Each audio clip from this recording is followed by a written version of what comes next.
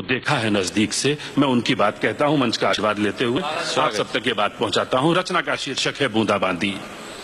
कि हमारे घर देर से पहुंचने पर बीबी इतनी जोर से भड़की गुरु कि हम समझ गए बरसात होने वाली है शुरू।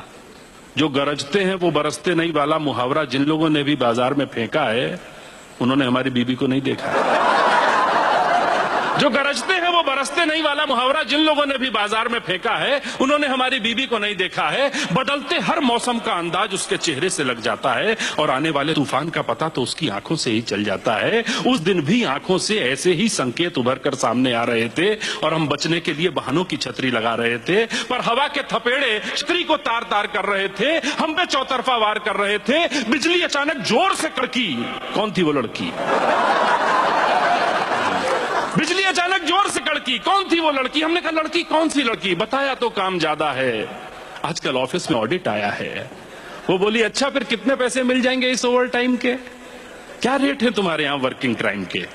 उस पैसे से हमें एक आध नई साड़ी दिलाओ या फिर कोई और बहाना बनाओ। मैंने कहा ये सच है, बहाना नहीं। वो बोली जाने दो, क्या इतने सालों में हमने तुम्हें जाना नहीं?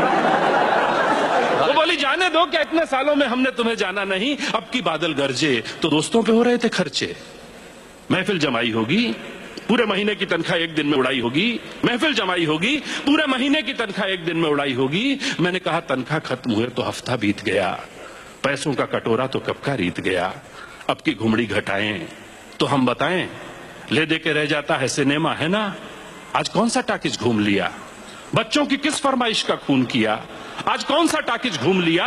बच्चों की किस फरमाइश का खून किया? मैंने कहा माना कि देर कुछ ज्यादा हो गई है, पर इतनी भी नहीं कि बात का बतंगड़ बनाओ। एक छोटे से अपराध पर दाना पानी लेके चढ़ जाओ। अरे मैं तुम्हारे और बच्चों के ख्वाब सजाने की ही सजा पा रहा हूं।